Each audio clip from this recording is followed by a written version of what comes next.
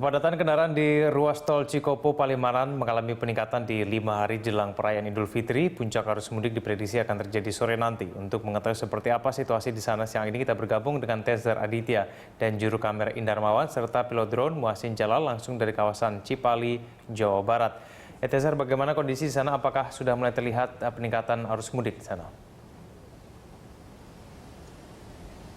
Ya kan, memang untuk kondisi saat ini di exit tol Palimanan yang merupakan rangkaian tol Cikopo Palimanan ini masih dipadati oleh kendaraan yang akan menuju daerah Cirebon.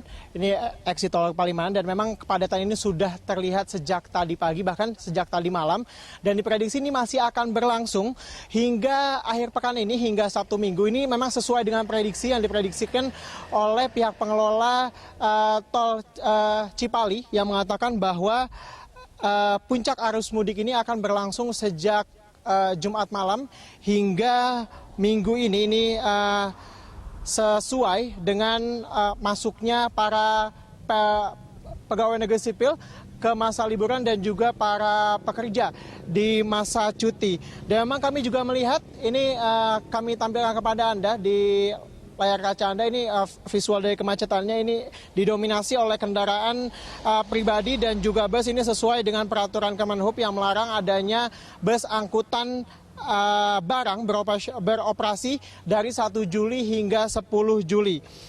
Dan diprediksi memang tahun ini kendaraan yang melakukan mudik dari tol Cipali ada kenaikan sekitar 15 hingga 20% dibandingkan dengan tahun lalu.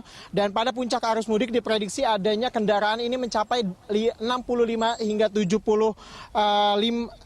ribu kendaraan yang melewati gerbang tol Cipali.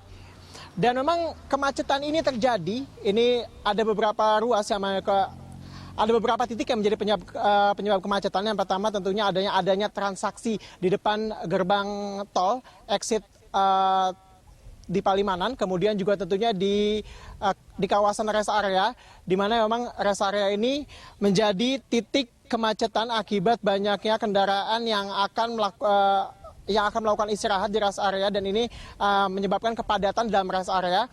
Dan memang hingga saat ini juga kemacetan masih terus berlangsung dan diprediksi akan terus berlangsung hingga nanti malam. Jadi bagi Anda yang akan melakukan mudik pada malam ini juga harus mempersiapkan fisik dan juga stamina Anda agar kemudian Anda siap menghadapi kemacetan yang diprediksi masih akan berlangsung hingga akhir pekan ini. Egan. Ya, Tezel, kemudian antisipasi apa yang disiapkan oleh pihak kepolisian apabila nanti di sana terjadi lonjakan penumpang?